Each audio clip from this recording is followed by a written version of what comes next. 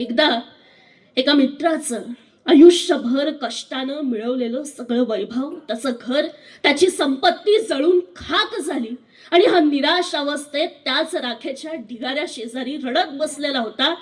आणि तिकडून त्याचा जीवष्ट कंठस्थ मित्र त्याला भेटायला आला आणि आपल्या मित्राला हा विचारतोय कि मेरे दोस्त क्या हुआ, क्या क्या बचा है.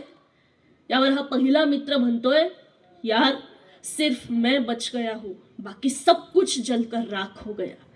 क्षणाचाही विलंब न करता दुसरा मित्र या पहिल्या मित्राला म्हणतोय, मेरे दोस्त तू जिंदा है ना, तो फिर जला ही क्या है, हम दोनों मिलकर सब कुछ वापस खड़ा कर देंगे. ज्यावेळी आपल्या आयुष्यामध्ये आपल्याला प्रचंड प्रेरणा देणारी, आपली मानसिकता कणखर करणारी अशी माणसं आपल्या आजूबाजूला असतील ना, त्यावेळी आनंदानं जगायचं आहे हे सांगण्याची वेळ येणार नाही.